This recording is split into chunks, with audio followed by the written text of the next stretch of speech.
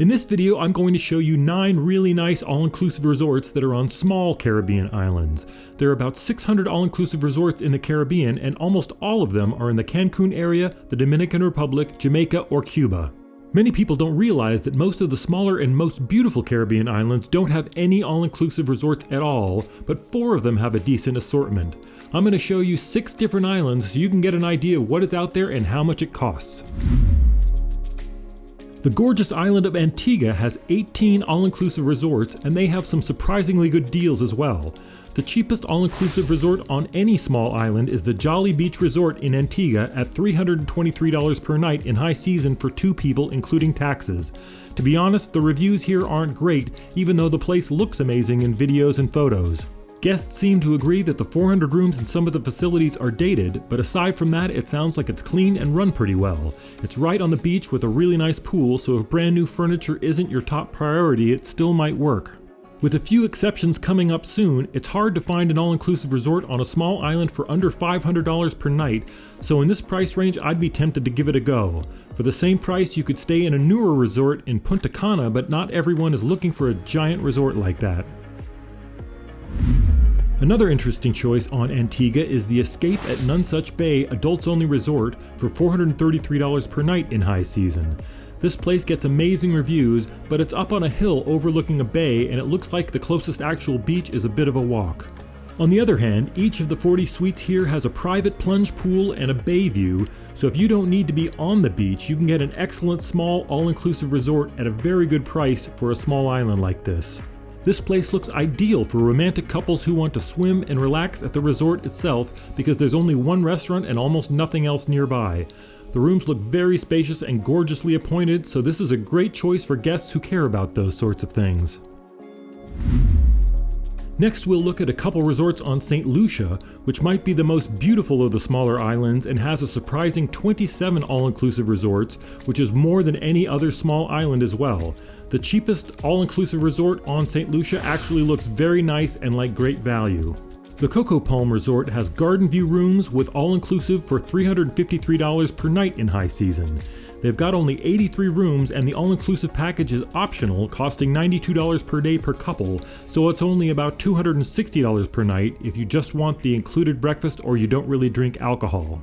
The huge pool and buffet are very popular here, and the place gets excellent reviews for its price range. It's a short walk to the nearest beach and also to local bars, restaurants, and a supermarket, so if you don't get the all-inclusive package, you have many walking distance options, which isn't often true on these small Caribbean islands.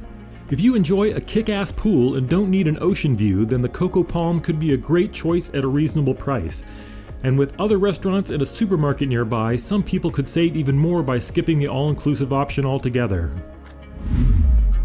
Our next quick stop is one to consider for those with bigger budgets. I'm a big Sandals fan, and I've been to quite a few of these places, including the Sandals Grande St. Lucian here, where the 311 rooms start at $1,047 per couple in high season.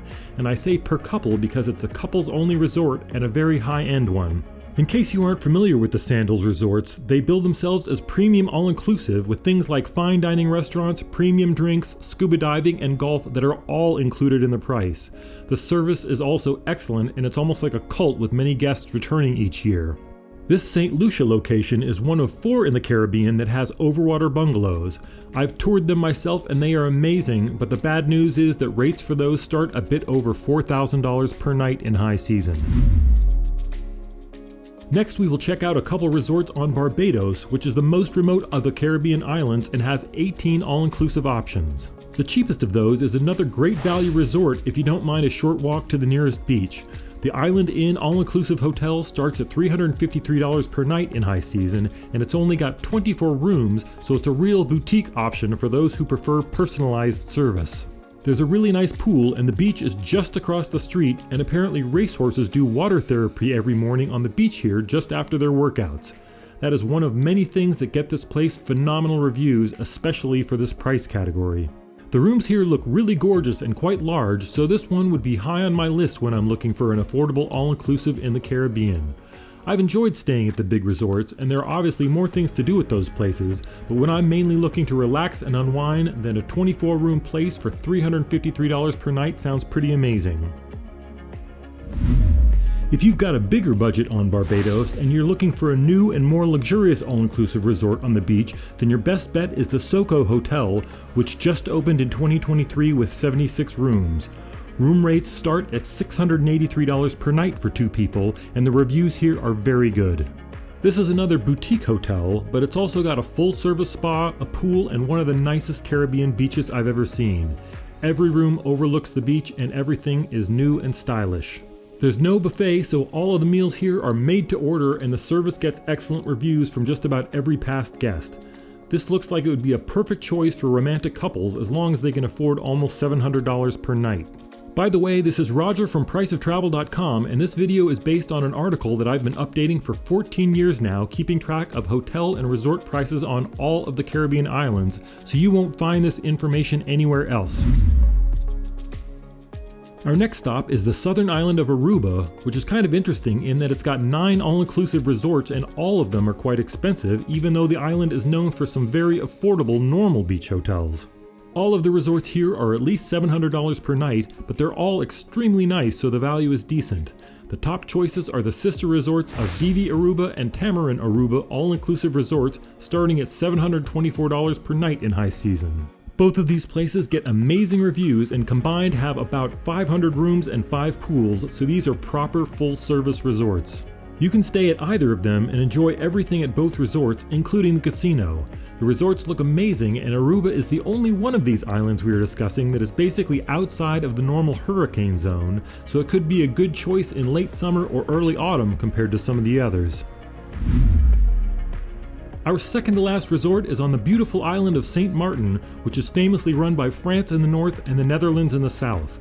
Their best all-inclusive option is the Sonesta Maho Beach All-Inclusive Resort, Casino and Spa, which starts at $529 in high season.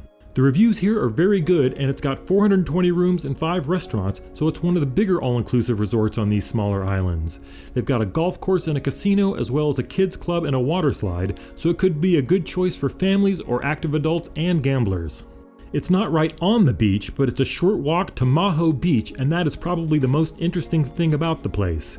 Maho Beach, as you may know, is a lovely little beach right at the end of the airport runway, and the planes come in right over your head.